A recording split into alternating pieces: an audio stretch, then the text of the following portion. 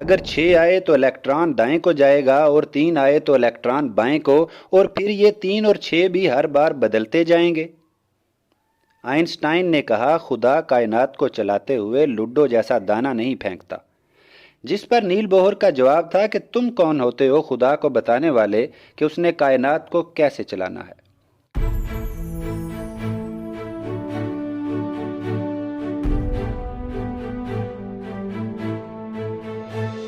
इंसान हमेशा से हकीकत का मुतलाशी रहा है। वो ये जानना चाहता है कि अशिया की हकीकत क्या है।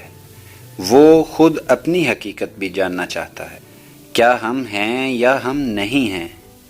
क्या हम, ये दुनिया, कायनात एक हकीकत है या महज हवास का धोखा है? चीज़ें या तो होती हैं या नहीं होती, लेकिन ठहरिए, इस होने और ना होने के दरमियान भी तो एक जगह मौजूद है, यानी होना भी और ना भी होना। इसकी मिसाल एक लाइट स्विच की सी है कि वो या तो ऑन होता है या ऑफ, लेकिन अगर हम उस स्विच को इस तरह सेट कर सकें कि वो एक ही वक्त में ऑन भी हो और ऑफ भी, मतलब कि बल्ब जल भी रहा हो और बुझा हुआ भी हो। माफ़ कीजिएगा, ये क्या फ़लसफ़ा छेड़ लिया मैंने, लेकिन नहीं, ये फ़लसफ़ा नहीं, ये फ़िज़िक्स है। हम बात कर रहे हैं फ़िज़िक्स की उस शाख की जो कुदरत के मज़ाहिर की गैर यकीनी सूरत हाल को यकीनी तौर पर एक्सप्लेन करती है। ये है क्वांटम मैकेनिक्स। अगर आप साइंस में दिलचस्पी रखते हैं और जानना चाहते हैं कि दुनिया के बेहतरीन दिमाग एल्बर्ट आइंस्टाइन को किस साइंसी थ्योरी ने बरसों परेशान किए रखा, जिसका जवाब आइंस्टाइन अपनी ज़िंदगी में ना दे सका, तो हमारे साथ रहिए। वीडियो को लाइक कीजिए, चैनल को सब्सक्राइब कीजिए और बेल आइकन को दबाना ना भूलिए। वीडियो बहुत ही मज़ेदार होने जा रही है। आइए शुरू करते हैं।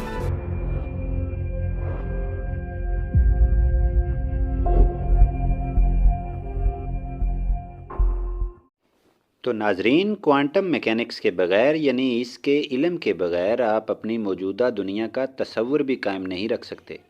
कंप्यूटर नहीं होगा तो टेक्नोलॉजी नहीं होगी, मोबाइल और डिजिटल आलात नहीं होंगे, क्योंकि दुनिया की तमाम डिजिटल इलेक्ट्रॉनिक अशिया क्वांटम मैकेनिक्स के असूलों के तहत वजूद में आई हैं। क्वांटम मैकेनिक एक ऐसी थ्योरी है जो इस जहां के अहम मज़ाहिर को रियाजी के एक फार्मूले की शक्ल में बयान कर सकती है।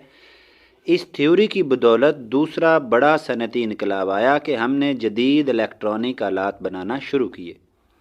अपनी रोज़मर्रा ज़िंदगी में देखिए, हम हालात व वाक़यात को देख कर पेशीन गोई कर सकते हैं कि क्या होने जा रहा है। जैसे कि एक गाड़ी अगर 20 किलोमीटर फ़ी घंटा की रफ़्तार से मशरिक़ की तरफ चल रही हो तो वो 1 घंटे बाद 20 किलोमीटर का सफ़र तय करके मशरिक़ की तरफ पहुंच चुकी होगी।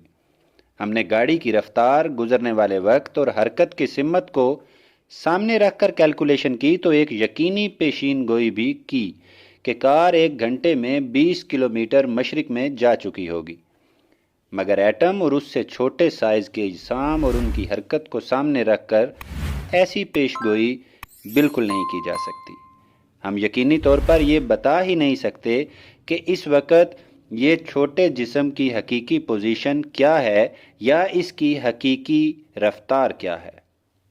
इस बात ने दुनिया के सबसे ज़हीन इंसान को चकरा कर रख दिया कि एटम मादे का बिल्डिंग ब्लॉक है जिससे मिलकर तमाम मादा बनता है। एटम बनता है अपने सब एटॉमिक ज़र्रात, इलेक्ट्रॉन, प्रोटॉन, न्यूट्रॉन वगैरह से। मादे के बुनियादी ज़र्रात सब एटॉमिक पार्टिकल्स हैं। तमाम मादा इन्हीं से मिलकर बना है। हम सब, ये दुनिया, कहकशाएँ, कायनात, तमाम मादा इन्हीं ज़र्रात से मिलकर बना है। अगर हम बिल्डिंग ब्लॉक्स की हकीकत को नहीं जानते तो फिर इन ब्लॉक से बनी मादी अशिया की हकीकत को कैसे जान सकते हैं? 1920 और 30 के दौरानिए में एल्बर्ट आइंस्टाइन का वास्ता एक और ज़हीन साइंसदान से पड़ा।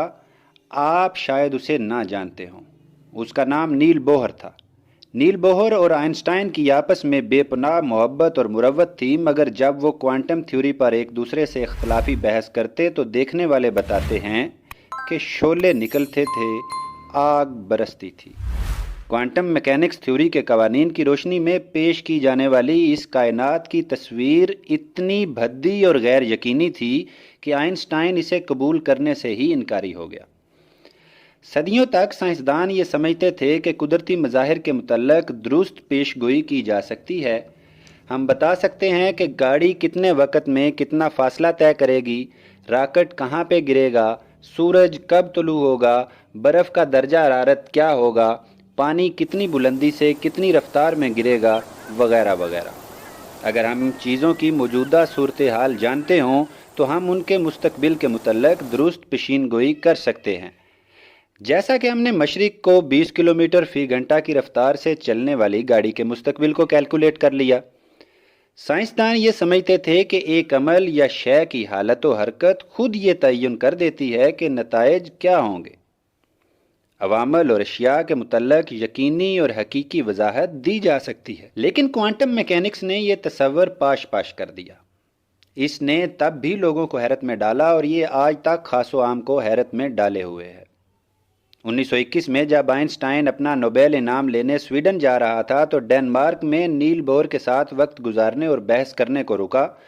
اس بحث نے وہ طول پکڑا کہ سائنس کے طالب علموں نے علم اور منطق کے دریا بہتے دیکھے۔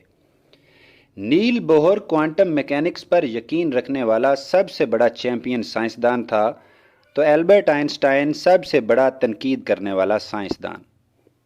آئنسٹائن اس تھیوری سے مکمل انکار نہیں کرتا تھا، مگر اس کا کہنا تھا کہ یہ نامکمل تھیوری ہے اور اس کا عوامل کو پرکھنے کا زاویہ درست نہیں۔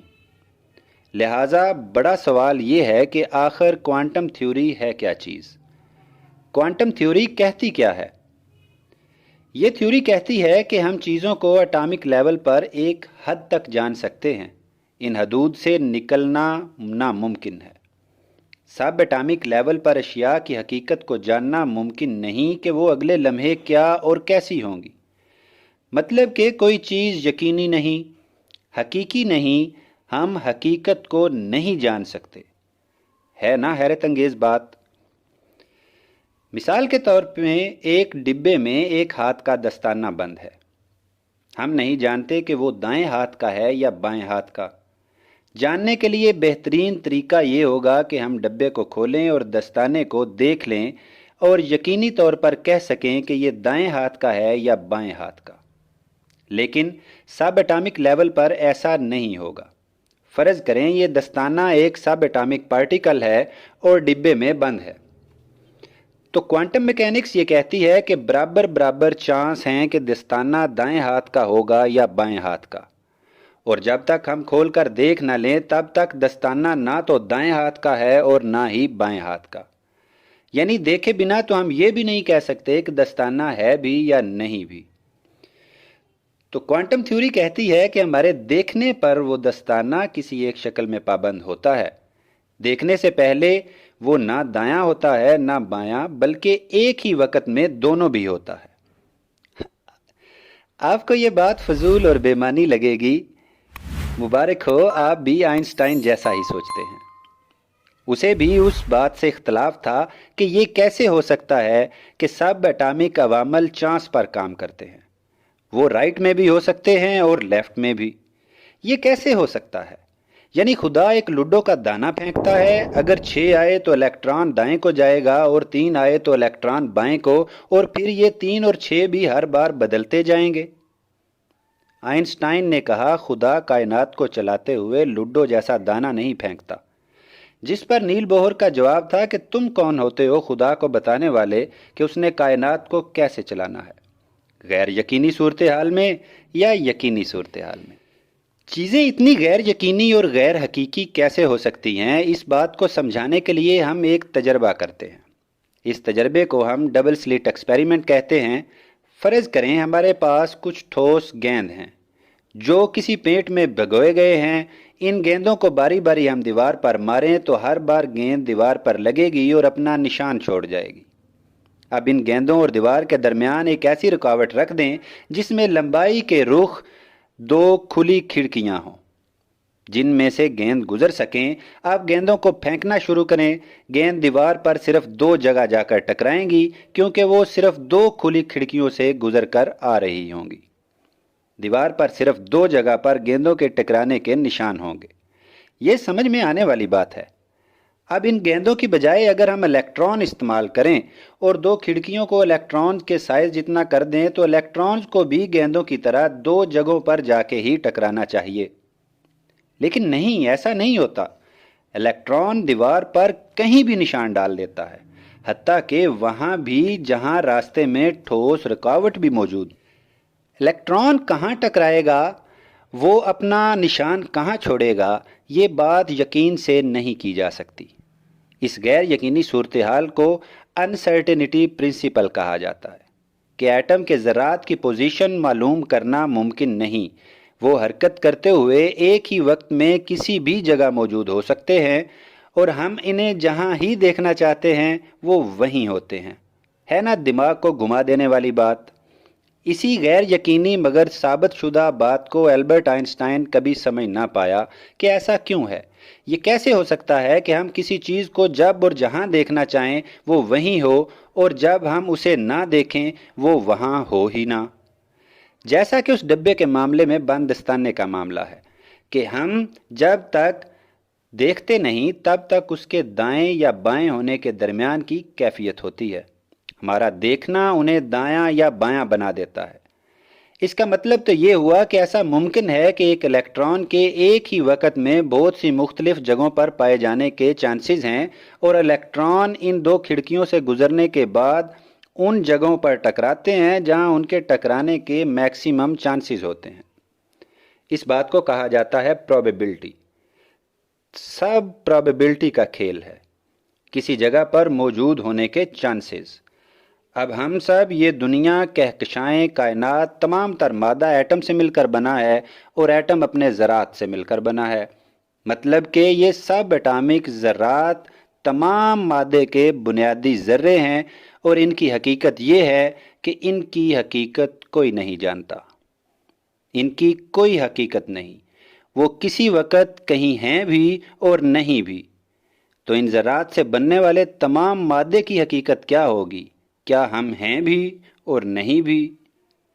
ٹو بی اور ناٹ ٹو بی کے درمیان کا معاملہ ہے۔ ویڈیو میں ہمارا ساتھ دینے کا شکریہ۔ اللہ حافظ۔